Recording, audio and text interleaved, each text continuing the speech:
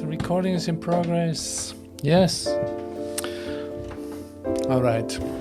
Good morning, good afternoon, good evening. Wherever you find yourself. Great. Thank you. Thank you for joining today in A Voice from Heaven.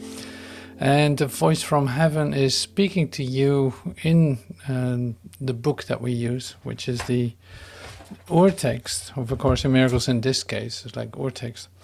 But it could also be the blue book, but that doesn't really matter. So I got the blue book right there. But that's just an image. So I'm going to use the urtext. I'm going to dive into the review of the first, say, 10, 15 lessons, something like this. I read those to you. And I have a very specific reason for that. And the specific reason for the repetition, you could say, of the constantly repeating and reviewing and taking another look at it. It's like on a daily basis we do this. That has a reason. It is really interesting, but say the way that you have made yourself, you could say, is what the denial is, right?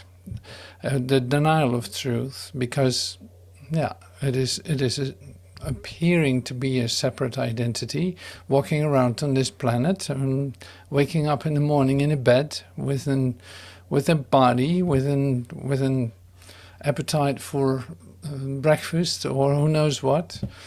And it's like immediately you step into the scene that has nothing to do with the reality of you. That's immediate. You can't avoid it, apparently. And to a certain point, of course, but we'll come to that later. So it's like here, the interesting part is then that we have to come up with a daily practice. The daily practice, you cannot skip a day in that sense. You can't skip a day because continuously, in fact, your default state of your human mind is forgetfulness. You're going to forget this.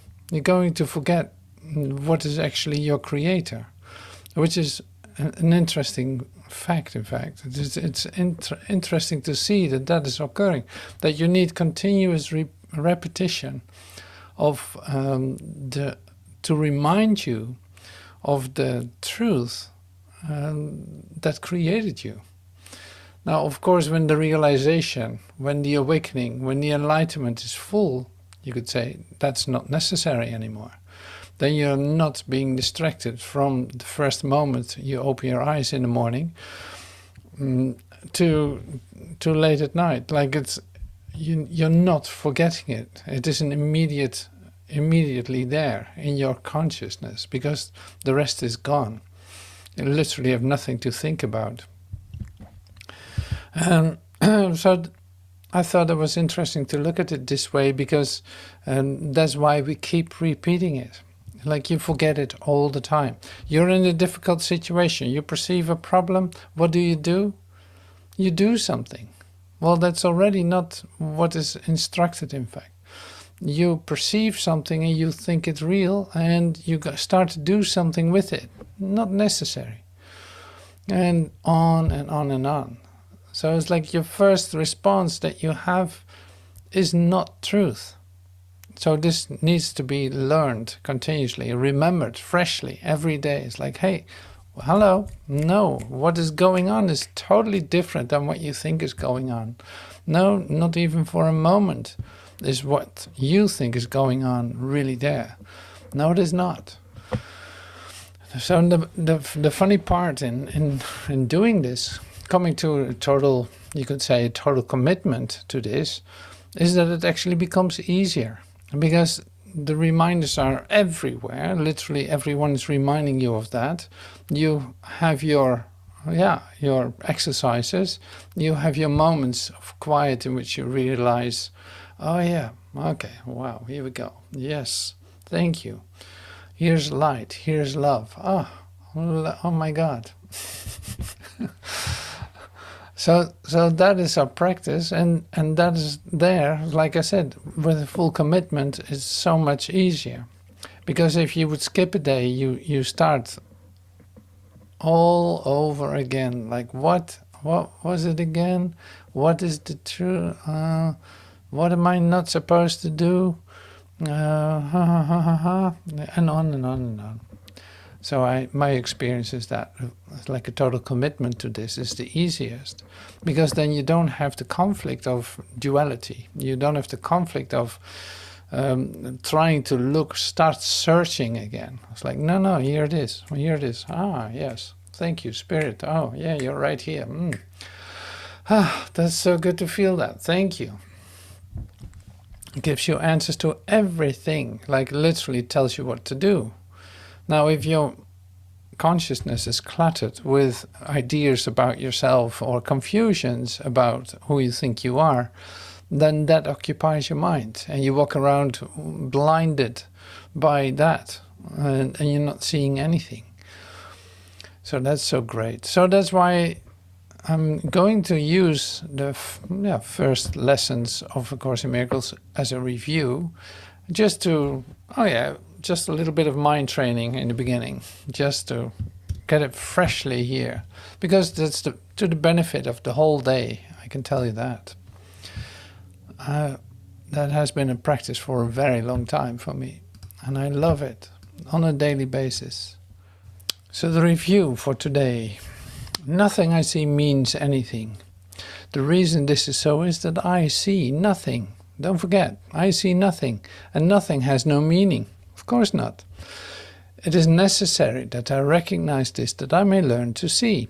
What I think I see now is taking the place of vision. I must let it go by realizing it has no meaning, so that vision may take its place. Christ vision may take its place. I've given what I see all the meaning it has for me. I've judged everything I look upon, and it is this and only this that I see. So you can say, like, perception is judgment. This is not vision. It's not Christ vision. It's judgment. It is merely an illusion of reality, because my judgments have been made quite apart from reality. I'm willing to recognize the lack of validity of my judgments, because I want to see. My judgments have hurt me, and I do not want to see according to them. I do not understand anything I see. How could I understand what I see when I've judged it amiss? What I see is the projection of my own errors of thought. I do not understand what I see, because it is not understandable. So there's no sense in trying to understand it. Hello? There is no sense in trying to understand it. So what am I supposed to do with it? But there's every reason to let it go and make room for what can be seen and understood and loved. I can exchange what I see now for this merely by being willing to do so. Is not this a better choice than the one I made before? These thoughts do not mean anything. The thoughts of which I am aware do not mean anything, because I'm trying to think without God. What I call my thoughts are not my real thoughts. My real thoughts are the thoughts I think with God. I'm not aware of them because I've made my thoughts, so to speak, to take their place. I am willing to recognize that, quote-unquote, my thoughts do not mean anything, and to let them go. Yeah, stop the conversation with yourself. I choose to have them be replaced by what they were intended to replace. My thoughts are meaningless, but all creation lies in the thoughts I think with God. I'm never upset for the reason I think. I'm never upset for the reason I think, because I'm constantly trying to justify my thoughts. I'm constantly trying to make them true. I make all things my enemies, so that my anger is justified and my attacks are warranted. I have not realized how much I've misused everything I see by assigning this role to it. I have done this to defend a thought system which has hurt me and which I no longer want. I am upset because I see what is not there. Reality is never frightening. It is impossible that it could upset me. Reality brings only perfect peace. When I'm upset, it is always because I've replaced reality with illusions I made up. The illusions are upsetting because I have given them reality, and thus regard reality as an illusion. Nothing in God's creation is affected in any way by this confusion of mine. I'm always upset by nothing. I see only the past. As I look about, I condemn the world I look upon. I call this seeing. I hold the past against everyone and everything, making them my enemies. When I've forgiven myself and remembered who I am, I will bless everyone and everything I see. There will be no past, and therefore no enemies, quote unquote. And I will look with God on all that I failed to see before. Okay, well, I'll read the rest of this page too. My mind is preoccupied with past thoughts. I see only my own thoughts, and my mind is preoccupied with the past. What then can I see as it is? Let me remember I look on the past to prevent the present from dawning on my mind. Let me understand that I'm trying to use time against God. Let me learn to give the past away, realizing that in so doing I'm giving up nothing. I see nothing as it is now. If I see nothing as it is now, it can truly be said that I see nothing. I can see only what is now. The choice is not whether to see the past or the present, it is merely whether to see or not. What I've chosen to see has cost me vision.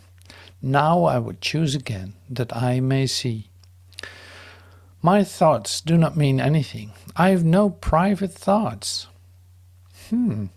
Yet it is only private thoughts of which I am aware. So what can these thoughts mean? They do not exist, and so they mean nothing. Stop the conversation with yourself. Yet my mind is part of creation and part of its creator.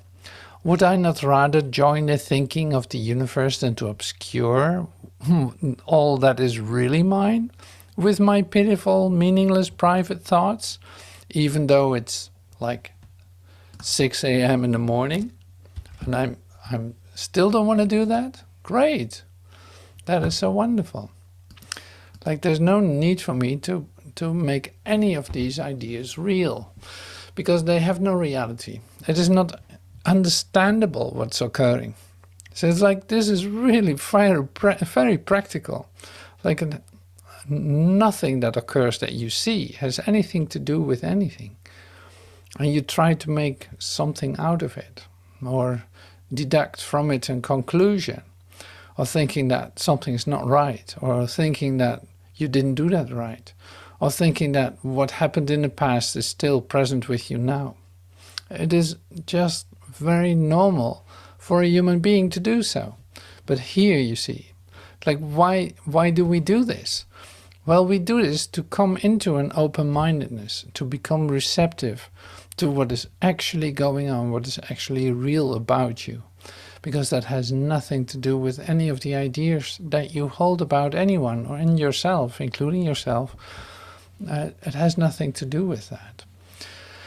So to come to a miracle-mindedness, to an open-mindedness, it would give you the opportunity to actually experience the truth of who you are. That was already yours, that was literally created as you. That is already with you, of course.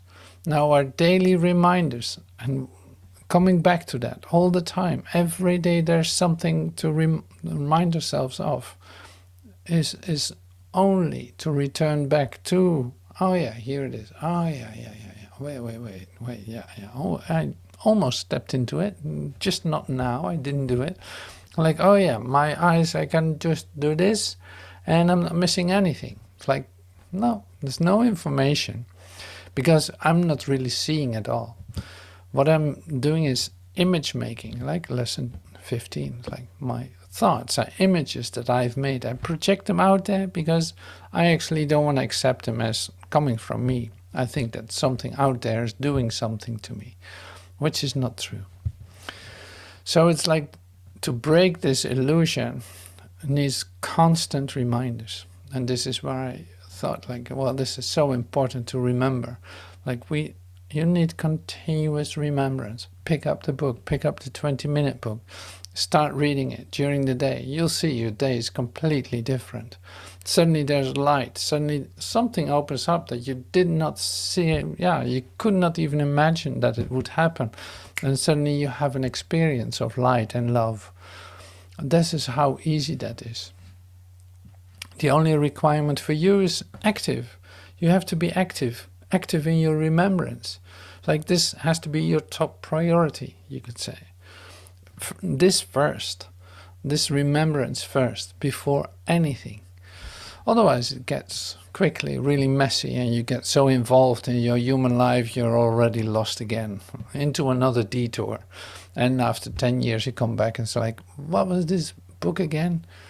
Oh, Course in Miracles. Oh yeah, of course. So this is how that works. I speak from experience. Very much so. So the joy of the daily remembrance is so amazing. And to give it away.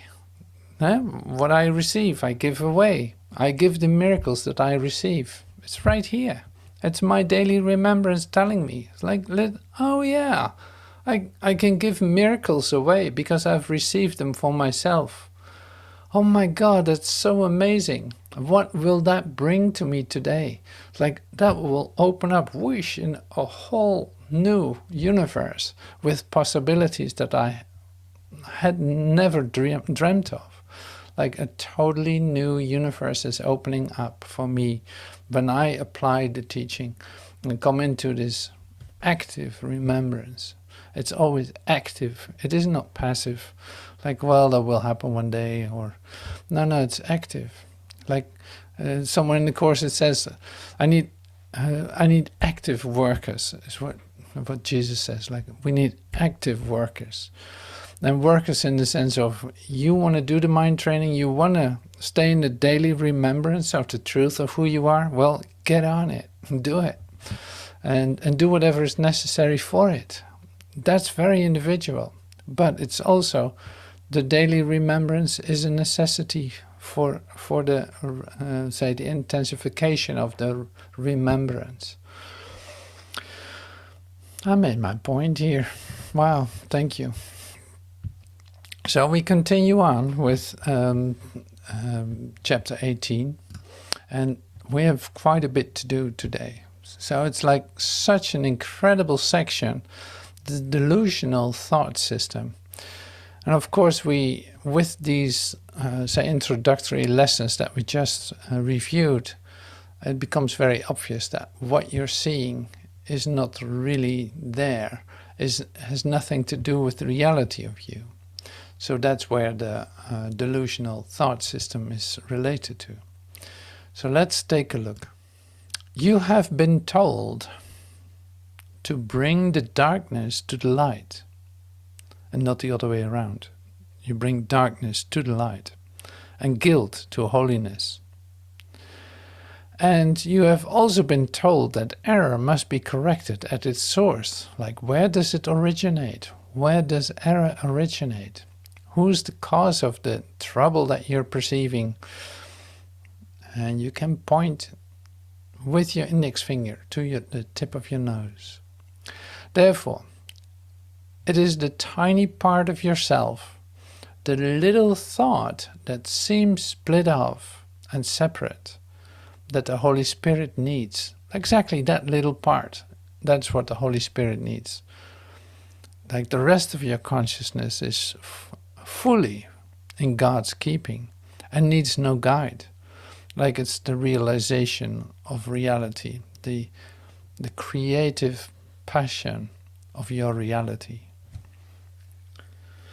But this wild, delusional thoughts needs help. Like this little part needs help. It's a very tiny little part of yourself. Here it says to, it's a very tiny little part of yourself. The little thought that seems split off and separate.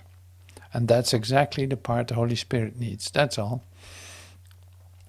But this wild delusional thought needs help because it is in its delusions, it thinks it is the Son of God, whole and omnipotent, sole ruler of the little kingdom it has set apart to tyrannize by madness into obedience and slavery. Well, is that what you see in the world? Yes. Is that what you see in your life? Maybe. In its delusions, it thinks it is the Son of God, whole and omnipotent, sole ruler of the kingdom. Yeah, let me do this. I know how to do this. Oh, no, wait, I'll do it first. Wait, I'll show you. No. That does not work like that. To tyrannize by madness into obedience and slavery. Well, that doesn't sound friendly at all. Obedience and slavery. This is the little part of you. So that's emphasized. You think you stole from heaven. And you feel quite guilty about it. But give it back to heaven. Heaven has not lost it. But you have lost sight of heaven. Well, you might as well admit it. It's so great. This is the little part of you. You think you stole from heaven. Give it back to heaven. Heaven has not lost it. Like totality is still total. Wholeness is still whole. Oneness is still one. But that's not your experience. You have lost sight of heaven. Let the Holy Spirit remove it from the withered kingdom in which you set it up, surrounded by darkness, guarded by attack, and reinforced by hate. Within its barricades is still a tiny segment of the Son of God, complete and holy, serene and unaware of what you think surrounds it. See, within its barricades of the withered kingdom, you could say, is still a tiny segment of the Son of God. Like, it can never become totally dark. There's always a speck of light. In whatever situation you seem to be in, there's always a speck of light. And this is good, because this is your hope, you could say. Be you not separate, for the one who does surround it has brought union to you, returning your little offering of darkness to the eternal light. How is this done? It is extremely simple, being based on what this little kingdom really is. That sounds mysterious. It is extremely simple, being based on what this little kingdom really is. What is it? How do we do this? Okay, so here's quite a bit of a story, but let's dive into it. The barren sands, the darkness, and the lifelessness are seen only through the body's eyes. Its vision is distorted. We saw this also in the review lessons. And the messages it transmits to you, who made it to limit your awareness, are little and limited, so fragmented that they are meaningless. From the world of bodies made by insanity, insane messages seem to be returned to the mind which made it, and these messages bear witness to this world, pronouncing it as true. For you sent forth these messages to bring this back to you. Yeah, this is a fundamental great description of the delusional thought system. So let's do this once more.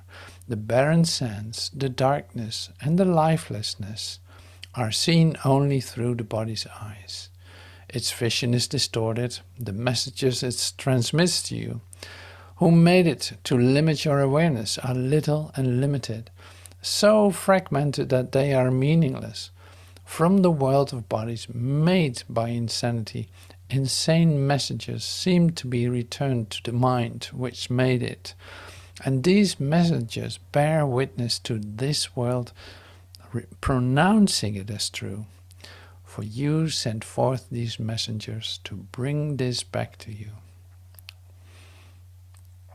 So it's like the little parts that are transmitted back to you because you put them out there, so that you receive the messages. Like, what is the world telling you? You fill your day with it. It's like, what does this world tell you? What is the information coming to you? What is it? A fragment here, a fragment there. It's like a little rumor here, a little rumor there. Like it's one hell of a chaos, you could say. One hell of a chaos.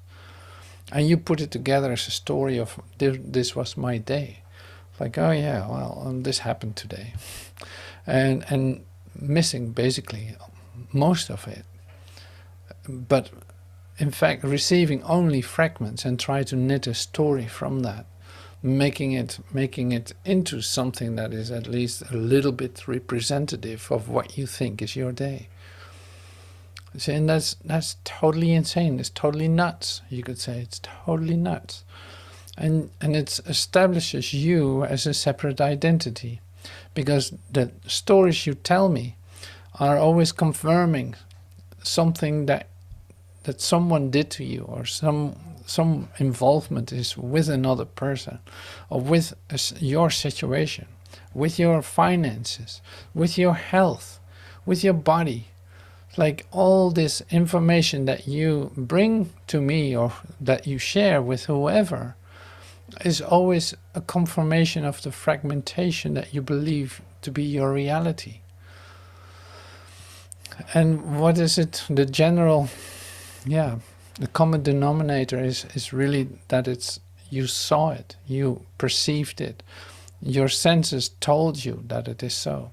And this is my pain, this is my separation, this is my loneliness, this is my sickness, this is my disaster. Like always based on my five senses, giving me an idea about myself. And you tell me that story so I can confirm your separatedness, like your separateness. So I can confirm your existence in this limited frame of reference. And there's no use in doing that. Obviously not. Okay. It's a very interesting chapter. I love it. So great. That's why it's like, well, we have to go through this. We cannot just skip this. Everything these messages relate to you is quite external, right? There are no messages that speak of what lies underneath, for it is not the body that could speak of this. Its eyes perceive it not, its senses remain quite unaware of it, its tongue cannot relay its messages. Yet God can bring you there, if you are willing to follow the Holy Spirit through seeming error, trusting Him not to abandon you and leave you there. For it is not His purpose to frighten you, but only your purpose to frighten you. You are severely tempted to abandon Him at the outside ring of fear.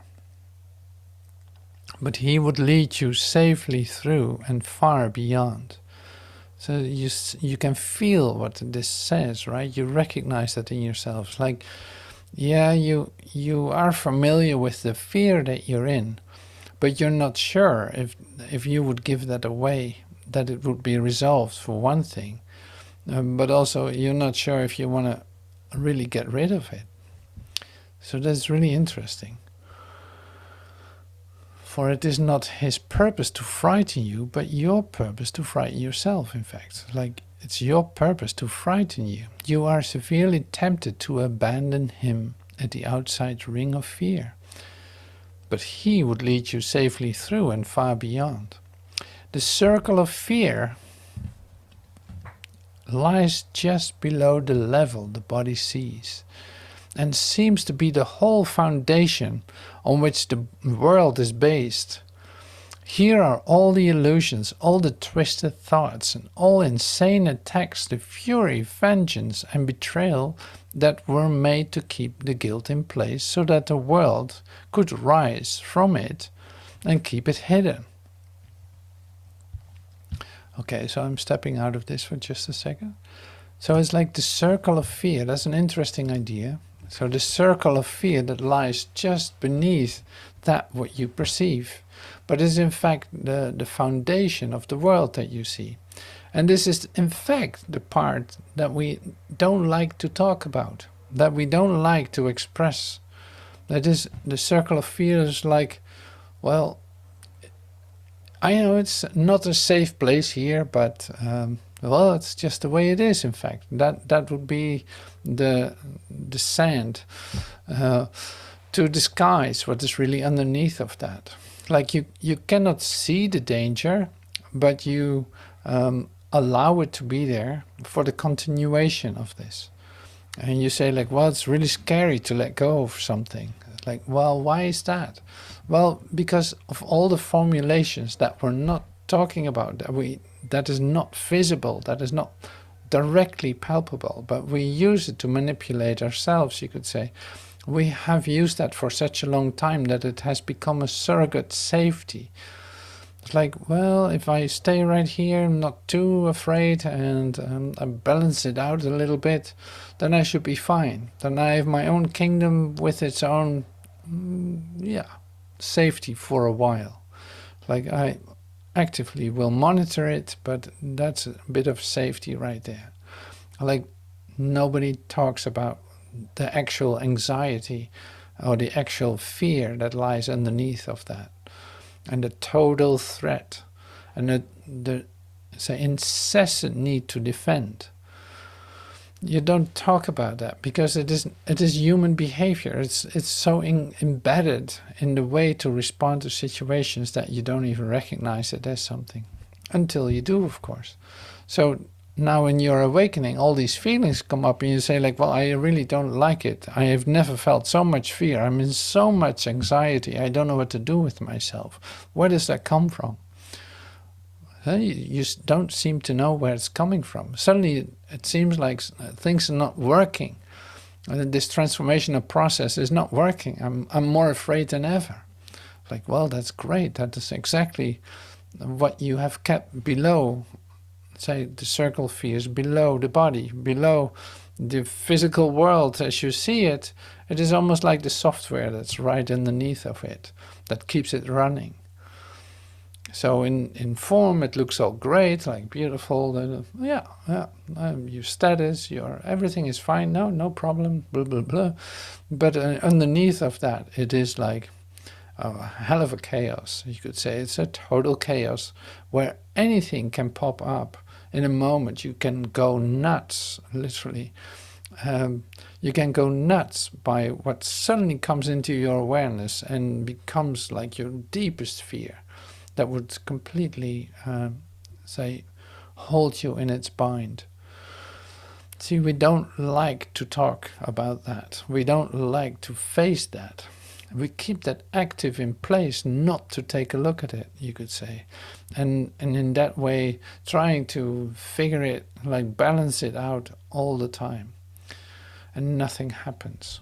So it's still to prevent your little kingdom withered and all this. It's like it doesn't seem pretty, because in reality it would be a nothing, like a speck of dust. Yeah. So the circle of fear lies just below the level the body sees and seems to be the whole foundation on which the world is based. Here are all the illusions, twisted thoughts, the thoughts that you use to keep everything in place, in fact. The insane attacks. Attacking something that is not there, for instance, is quite insane, right? If there is just one of us, to attack anything or anyone would be total insanity. It would be a total denial of the unity and the oneness that is your real self. The fury, the vengeance, the betrayal that were made to keep the guilt in place, so that the world could rise from it and keep it hidden. Its shadow rises to the surface enough to hold its most external manifestations in darkness and to bring despair and loneliness to it and keep it joyless. but its intensity is veiled by heavy coverings and kept apart from what was made to keep it hidden.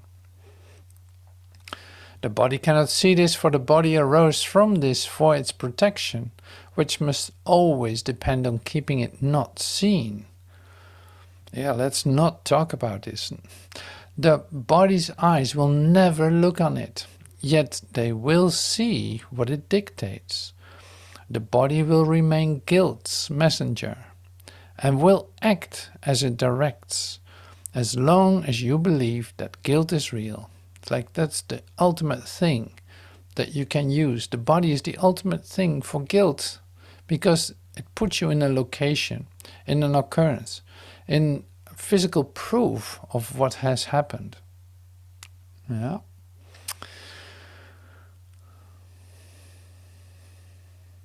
Yeah, it's amazing. Okay, so here we come to the final expression of this. It's quite a bit of text today, but it is not just like that. It's like amazing what is being given here. And so is this. So yet even forgiveness is not the end. Forgiveness does make lovely, but it does not create. It is the source of healing, but it is the messenger of love, not its source. And here you are led, that God himself can take the final step unhindered. For here does nothing interfere with love, letting it be itself.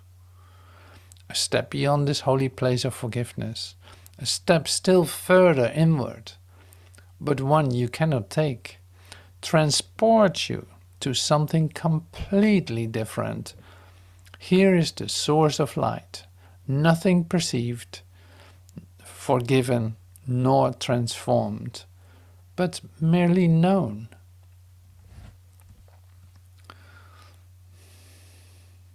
So that's one thing. So I go back to this one more time. The body cannot see this, for the body arose from this for its protection. Oh yeah, so we were here. No, this, I got it. So here we go. This is in fact the final of this chapter, because it brings you to the place where the, like, forgiveness would be to see the situation for what it is. It's like, okay, the past is gone. I'm not a body. So how can I be sinful if I'm not a body? Like, my guilt, the guilt that I allow myself to feel, is still based on an idea of separation. Now, in mind, you cannot separate, but in body, like, separate bodies seem to be the perfect attribute to express the separation and make that, in fact, place guilt. Yeah, I see it in front of me. It's great to see it, though. So it's like, we have been using our bodies to separate ourselves off, right? And also to blame the other guy from being separate from us, saying, you left me, or you went somewhere, you did this, you did that, using the body as a location tag to prove that there's separation, and you're guilty of that. Well, in reality, there is no separation. You cannot go anywhere. You cannot separate yourself if there's only one of us. So it's like the whole confirmation of the idea of guilt, of separate bodies, of all this, is really to prove and to keep guilt in place, and to prove that guilt is a reality, that it sticks on you and you can't get rid of it. So as long as you see the body as real, forgiveness is needed. Forgiveness will only help you to see what somebody did to you has never occurred, because there is not somebody, there is nobody else but you. Like, no, I'm doing this to myself. No, it has nothing to do with anybody, literally.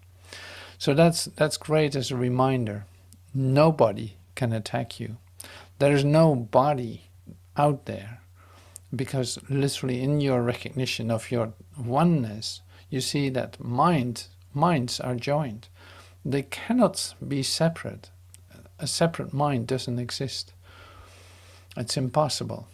So a mind that believes it is a body can live in its own little kingdom, thinking it is separate and proving that to itself by all its actions. Well, this is what a human being does. This is what the delusional thought system is. It's like you think that you are a body in a separate place, defending yourself, so you cannot be attacked anymore, or attacking others to prove that you're separate. That is what a delusional thought system is. So it only asks for forgiveness to see what you've been doing, defending yourself, so-called attacking your brother while you know that you're attacking yourself. You were feeling the consequences in the first place. Now that is amazing discovery, of course. Like, that's an amazing discovery. So the whole delusional thought system, you will have to face it, otherwise you didn't even know it was there in this way. Like what you see with your eyes, you can see as like, okay, that's a delusion, sure. The ring of fear below that, seeing with all the agreements, all the software that's running to keep this delusional system going, you don't see that, but it's at work, and it will tell you what you see. And this is why we need our daily remembrance, because we look in form. You perceive things in form. You forget about the software that's actually running underneath. So it's like the hardware is what you see, but the software is actually running the show and keeps it in place with all its mechanisms, all its responses, and all its procedures to keep everything in place, and especially guilt, because it's easy. It's easy to keep it in place when there are bodies around. So this is the part that we don't like to talk about or like to bring to the service. But you will have to, in order to wake up. Now, the last part we were reading is about, in fact, the end of the dream. So forgiveness is making things lovely because you recognize there's only one of us. But that's not the end of it. So it's like there's a realm, a totally different experience of yourself, a realm of knowing. And when you go deep within yourself, it stops at a certain point, how far you can go. By yourself, you could say, like by my intention to go within, that stops at a certain place. But it's like my consciousness is open. That's the only thing that I can do, in fact. Then there's a response from within. Literally, you're taken out of this, even deeper inwardly, but you cannot do that yourself. Suddenly you enter into a realm of knowing, a totally different experience of yourself. And it will be so familiar. And it is so familiar to you because you were successful in doing so. All right, so that we have one more section to go in the. So next week, Monday, we will look at the last part of chapter 18, and then we quickly go into chapter 19, where we prepare ourselves for facing the obstacles to peace. So that's going to be very interesting too. All right, so we're going to listen to Master Teacher quickly. And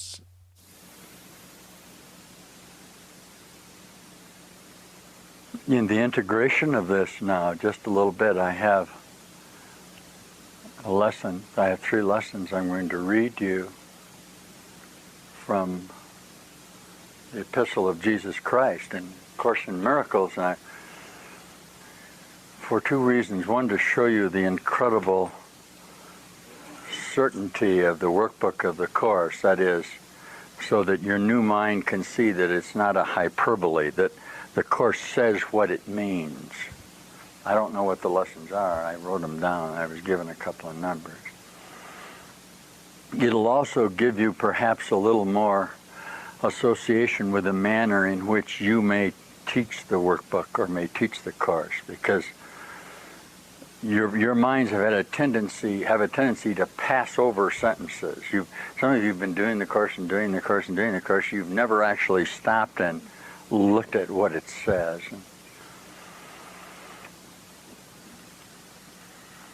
I'm going to help you do that a little bit.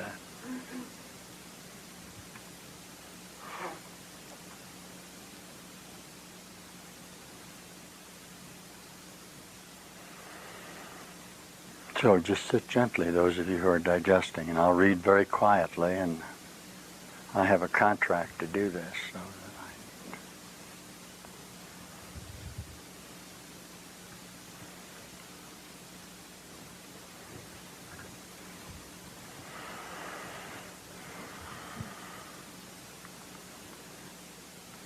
A Course in Miracles from the workbook by Jesus Christ of Nazareth. Our lessons for today are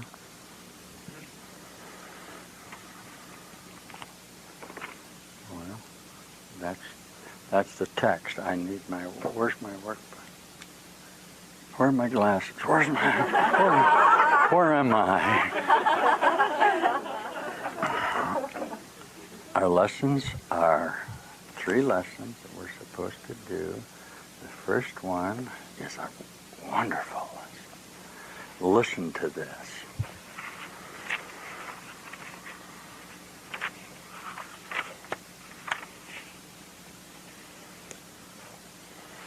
This is lesson 79, and this is what happened to you this morning.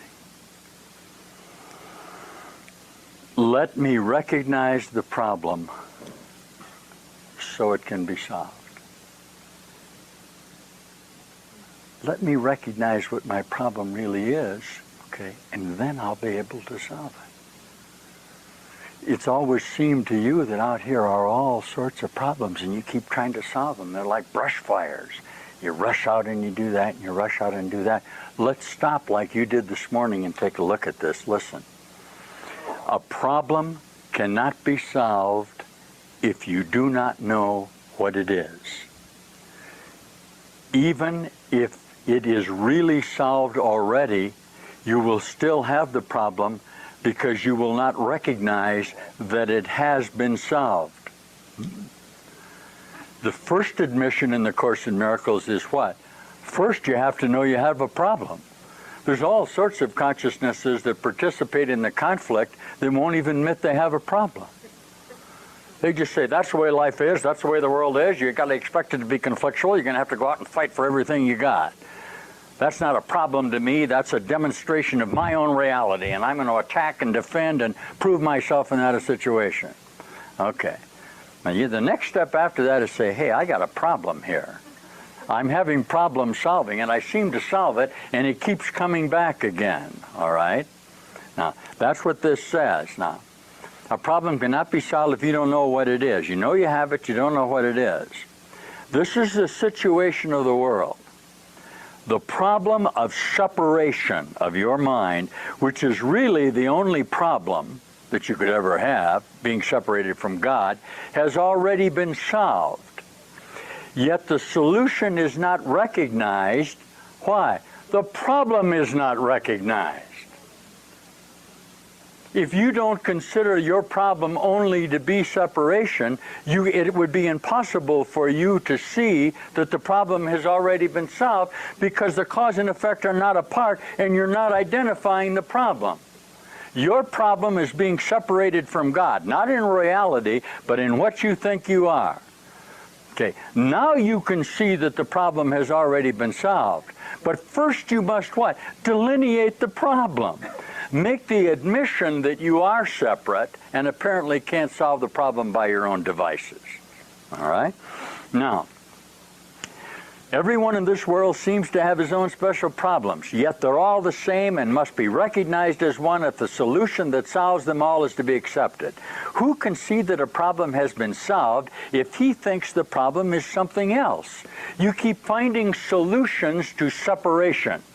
You keep justifying your existence in solving the immediate problem that presents itself to you within the association of your own concept of what you are.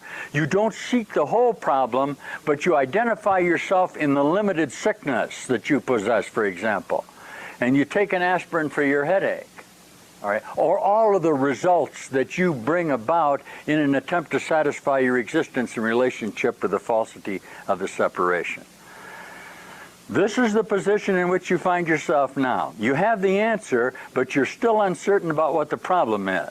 A long series of different problems seem to confront you. As the one is settled, the next one and the next one arises. And there seems to be no end to them. There is no time in which you feel completely free of problems and at peace.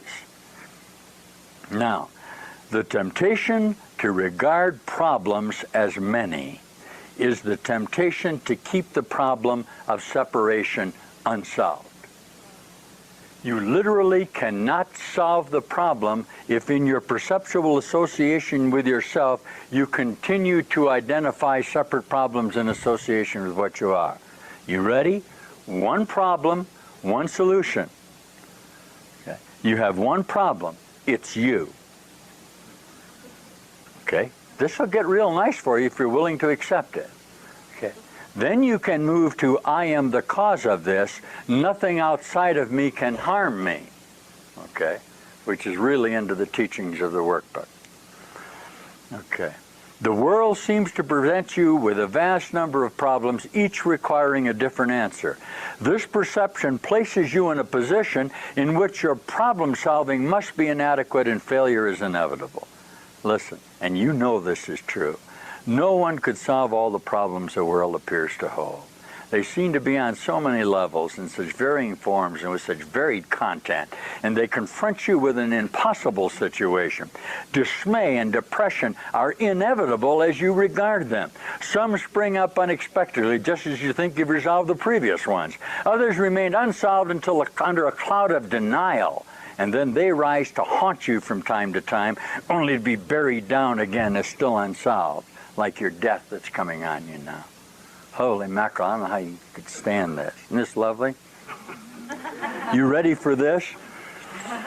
All of this complexity is but a desperate attempt not to recognize the problem, and therefore not to let it be resolved.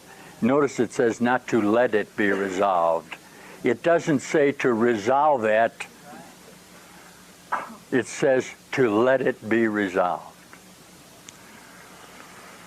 If you could recognize that your only problem is separation, no matter what form it takes, you could accept the answer because you would see its relevance. Perceiving the underlying constancy in all of the problems that seem to confront you, you would understand that you have the means to solve them all, and this is what I'm trying to give you, the constancy to recognize that all of these problems are only you. And that by admissions that you have the problems, you can bring together in the single solution of the relinquishment of your necessity to solve them at all. The problems of the earth cannot be solved. This is what this is telling you. They cannot be solved. They are constructions of your determination to hold on to yourself in your false perceptual associations. A problem that's not real cannot be solved. Any problem that was real, and that would be your problem of separation, would have to be solved instantly if it were a problem. It could not be solved. The idea, can you hear this? The idea of a problem is the idea of the solution. You could not construct a problem to which there's not a solution. Can you hear this? What you do is you hold it down and say, this is the problem, this is the solution. You hold it in a limited perceptual association. The fact of the matter is you have one problem and one solution. It would be impossible to have a problem that's not connected to a solution. Otherwise, how could you have the problem? Not only that, but you must have solved it. Because if there is a problem, there is a solution, because cause and effect are not apart. You keep them apart, and then go through all this ritual of space-time of attempting to solve the problem separate from its source. You attempt to solve the effects of the problem that you have instigated in your own mind. You can't do it and it won't work. Okay. If you could recognize that your only problem in separation is separation, no matter what form it takes, you could perceive the answer because you would see its relevance. Perceiving the underlying constancy in all of the problems that seem to confront you, you'd understand that you have the means to solve them all, and you would use the means because you recognize the problem. Okay. Now these are the exercises today. Perhaps you will not succeed in letting all of your preconceived notions go. That's not necessary. What is necessary is to entertain some doubt about the reality of your aversion of what the problem is. Let me recognize the problem so that it can be solved. Let me admit that I am suffering pain and sickness and death, and that through my admission of this and the letting go of my associations, I can come to know God. One problem, one solution. You be happy that you're the problem.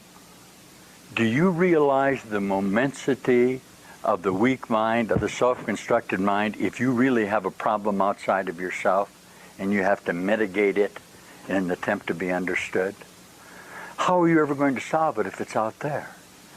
You then become dependent on a judgment that you have placed separate from yourself to solve your problem. This is the condition of your mind, guys. It's awful. Okay. You ask them to solve the problem for you, but they can't possibly know the answer except that you have given them the solution within your own mind. Wow.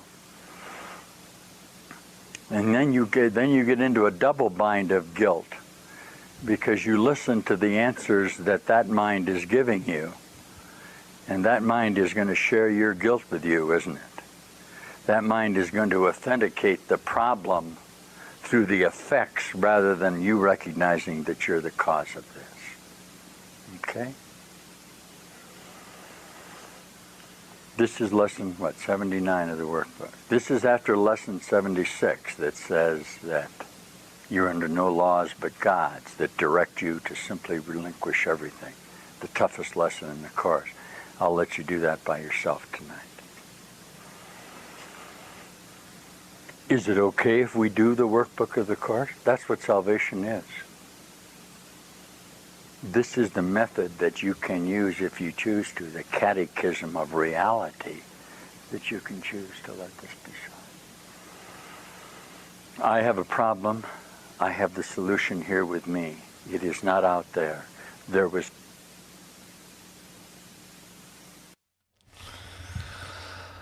Alrighty then. Thank you so much, Master Teacher. It's so great to listen to it. I love it.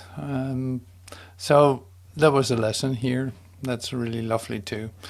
So thank you so much for today, listening to this, being active worker in this, and say the remembrance on a daily basis, go for it. So great, so lovely. That's why there's a daily lesson too. It's like there's a daily lesson. Well, yeah, read it. Why not? It's like read it, do it. Just do it. It's like it's only a small part of your day that you can actually do it. So it's like it's not a big investment in time or anything.